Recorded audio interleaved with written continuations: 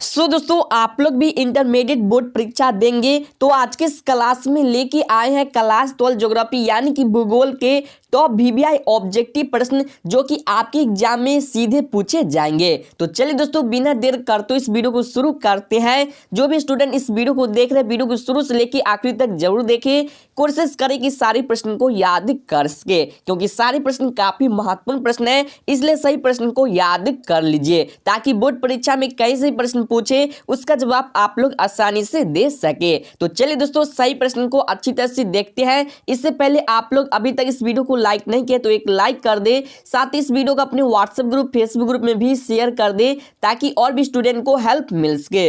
दोस्तों आप लोग चैनल पे नए हो, चैनल पे पहली बार आए तो चैनल को सब्सक्राइब कर लीजिए ताकि इसी तरह की वीडियो आपको मिलता रहे सबसे पहले। तो चलिए दोस्तों सही प्रश्न को अच्छी तरह से देखते हैं। तो आपके स्क्रीन पे आपका पहला प्रश्न काफी महत्वपूर्ण प्रश्न कह रहा है कि फसल घनता का सबसे कम प्रतिशत कौन सा है।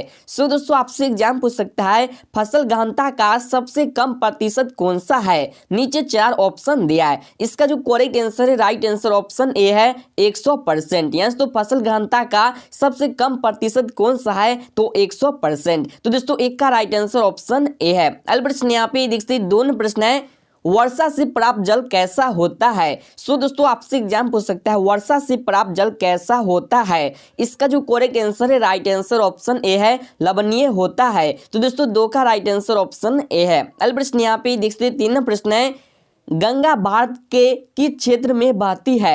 आपसे एग्जाम पूछ सकता है गंगा भारत के किस क्षेत्र में बहती है। इसका जो करेक्ट आंसर है राइट आंसर ऑप्शन ए है उत्तर क्षेत्र में बहती है। तो 3 का राइट आंसर ऑप्शन ए है। अगला प्रश्न यहाँ पे देखते 4 प्रश्न काफी महत्वपूर्ण प्रश्न कह रहा है कि चंद्रमा की उत्पत्ति कब हुई। आपसे एग्जाम पूछ सकता है चंद्रमा की उत्पत्ति कब हुई। इसका जो करेक्ट आंसर है राइट आंसर ऑप्शन ए है लगभग 4.44 अरब वर्ष पूर्व। तो दोस्तों 4 का राइट आंसर ऑप्शन ए है। अगला प्रश्न यहाँ पे देखते 5वां प्रश्न कह रहा है कि निम्नलिखित में से कौन सा एक मानव भूगोल का उपगम नहीं है या उपागम नहीं है। इसका जो करेक्ट आंसर है राइट आंसर ऑप्शन बी है मात्रात्मक क्रांति। तो दोस्तों 5 का राइट आंसर ऑप्शन बी है। अगला प्रश्न यहाँ पे देखते 6वां प्रश्न है, भारत में 1 हेक्टेयर कृषि भूमि पर कितने व्यक्ति आश्रित है।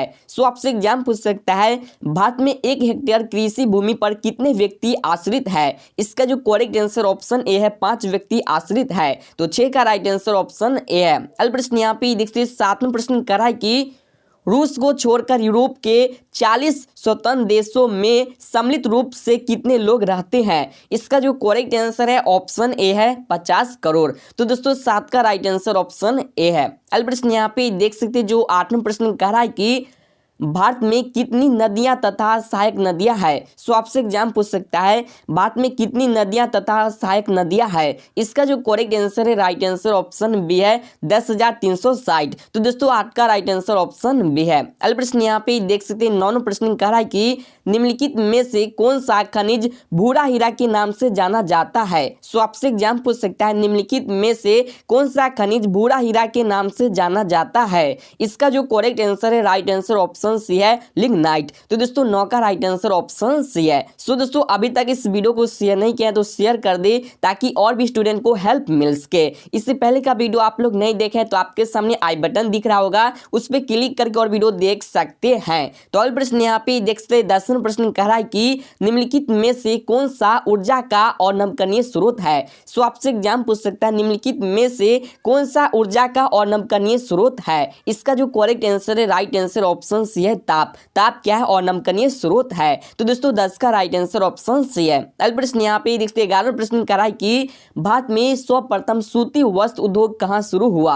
आपसे एग्जाम पूछ सकता है भारत में सर्वप्रथम सूती वस्त्र उद्योग कहाँ शुरू हुआ। इसका जो करेक्ट आंसर है राइट आंसर है ऑप्शन हम बात कर ली तो 20 का राइट आंसर बंबई में शुरू हुआ। तो दोस्तों 11 का राइट आंसर ऑप्शन बी है। अगला प्रश्न यहाँ पे देख सकते 12वां प्रश्न कह रहा है कि निम्नलिखित में से किस देश का लिंग अनुपात विश्व में सर्वाधिक है।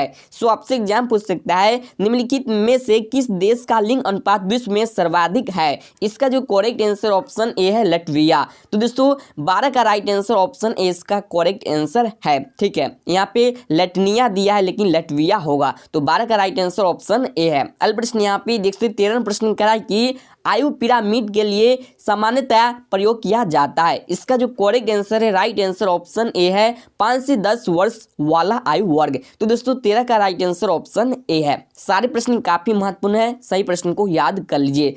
14 नंबर जो प्रश्न कराई कि शुष्क कृषि में निम्न में से कौन सी फसल नहीं बोई जाती है?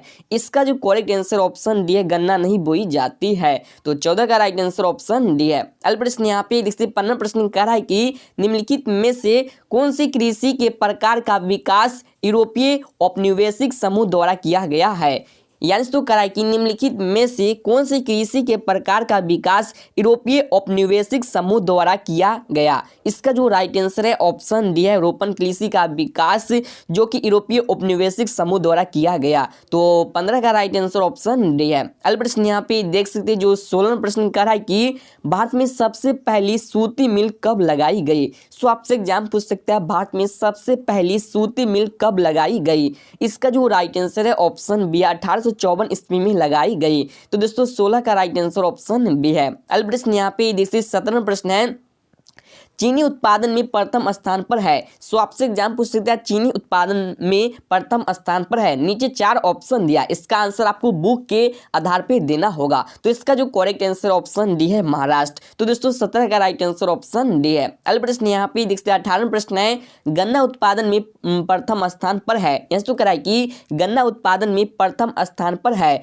इसका जो करेक्ट आंसर है ऑप्शन ए है, उत्तर प्रदेश। तो दोस्तों 18 का राइट आंसर ऑप्शन ए है। अगला प्रश्न यहाँ पे देखते 19 प्रश्न कराई कि लिमिट्स टू ग्रोथ पुस्तक के अधिकृत लेखक कौन है? तो इसका जो करेक्ट आंसर है, राइट आंसर है ऑप्शन डी। इसका राइट आंसर है वाकर तथा अन्य। तो दोस्तों 19 का राइट आंसर ऑप्शन डी है। अगला प्रश्न यहाँ पे देख सकते हैं जो 20 प्रश्न कराई कि निम्नलिखित प्रदेशों में से किसमें विस्तृत वाणिज्य अनाज की कृषि नहीं की जाती है? इसका जो करेक्ट आंसर है, राइट आंसर है ऑप्शन डी है, अमेजन बेसिन। तो दोस्तों 20 का राइट आंसर ऑप्शन डी है। अगला प्रश्न यहाँ पे देख सकते हैं जो 21 प्रश्न कराई कि निम्नलिखित में से किस प्रकार की कृषि में खट्टे रसदार फलों की कृषि की जाती है? सो आपसे एग्जाम पूछ सकता है निम्नलिखित में से किस प्रकार की कृषि में खट्टे रसदार फलों की कृषि की जाती है? इसका जो राइट आंसर ऑप्शन बी है, भूमध्य सागरीय कृषि की जाती है। तो दोस्तों 21 का राइट आंसर ऑप्शन बी है। अगला प्रश्न यहाँ पे देख सकते हैं जो 22वां प्रश्न है,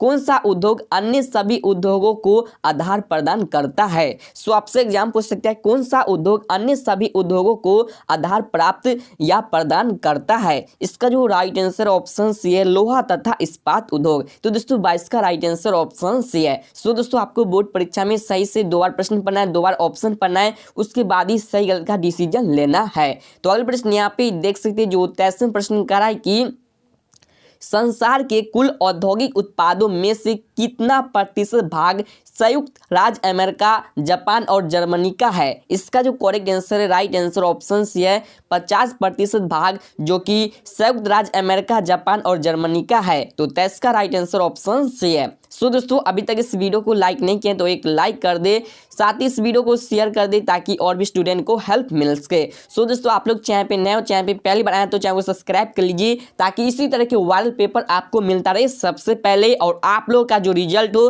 काफी बेहतर, काफी अच्छा आए। तो यहाँ पे जो 24वां प्रश्न कराई कि कौन सी पंचवर्षीय योजना स्पष्ट रूप से विकास के विचारधारा पर बल देती है? इसका जो राइट आंसर ऑप्शन बी है, चौथी पंचवर्षीय योजना। तो दोस्तों 24 का राइट आंसर ऑप्शन बी है। अगला प्रश्न यहाँ पे देखते 25वां प्रश्न है, किस वर्ष में कृषि जलवायु नियोजन को आरंभ किया गया? इसका जो राइट आंसर है ऑप्शन ए। इसका राइट आंसर 1988 में आरंभ किया गया।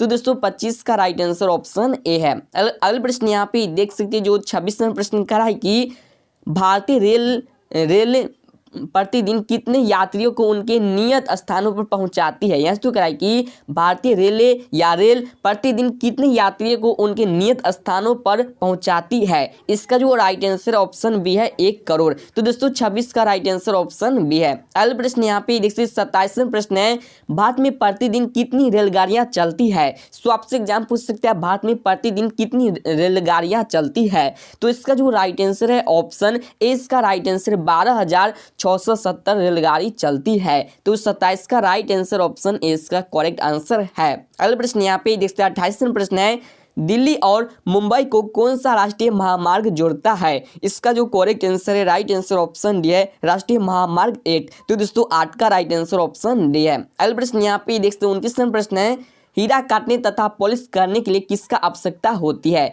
सो आपसे एग्जाम पूछ सकता है, हीरा काटने तथा पॉलिश करने के लिए किसका आवश्यकता होती है? इसका जो राइट आंसर ऑप्शन ए है, कुशल श्रमिकों की आवश्यकता होती है। तो 29 का राइट आंसर ऑप्शन ए है। अगला प्रश्न यहाँ पे देख सकते हैं, जो 30वां प्रश्न करा है कि वे काम जिनमें उच्च परिणाम और स्थल वाले अन्वेषण सम्मिलित होते हैं कहलाते हैं। इसका जो राइट आंसर है, करेक्ट आंसर ऑप्शन बी है, पंचम क्रियाकलाप कहलाते हैं। तो 30 का राइट आंसर ऑप्शन बी है। अगला प्रश्न यहाँ पे देख सकते हैं, जो 31वां प्रश्न है, निम्नलिखित में से कौन सा क्रियाकलाप चतुर्थ सेक्टर से संबंधित है? इसका जो राइट आंसर है ऑप्शन सी है, कागज और कच्ची लुगदी निर्माण। तो दोस्तों 31 का राइट आंसर ऑप्शन सी है। अगला प्रश्न यहाँ पे देख सकते हैं, जो 32वां प्रश्न कराए कि ग्रामीण बस्तियों के क्रियाकलाप किस प्रकार के हैं? सो आपसे एग्जाम पूछ सकता है, ग्रामीण बस्तियों के क्रियाकलाप किस प्रकार के हैं? इसका जो राइट आंसर ऑप्शन बी है, प्राथमिक क्रियाकलाप है। तो दोस्तों 32 का राइट आंसर ऑप्शन बी है। अगला प्रश्न यहाँ पे देख सकते 33वां प्रश्न है,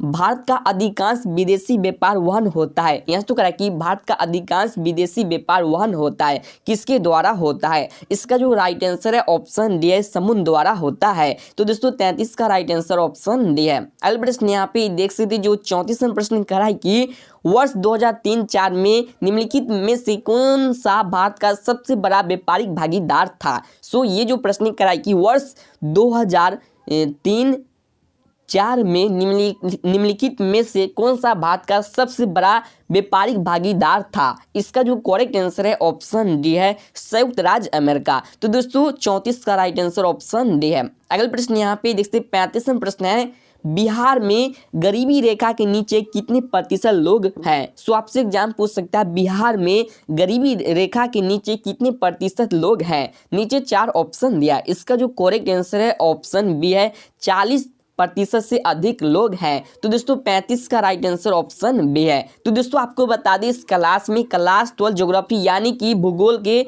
कुल यहाँ पे 35 प्रश्न थे। पहले से आपको कितने प्रश्न याद थे, सही से नीचे कमेंट करिए। वीडियो आपको कैसा लगा ये भी नीचे कमेंट करिए। उम्मीद करती है वीडियो आपको अच्छा लगा और पसंद है तो वीडियो को एक लाइक कर दीजिए, इस वीडियो को शेयर कर दीजिए ताकि और भी स्टूडेंट को हेल्प मिल सके।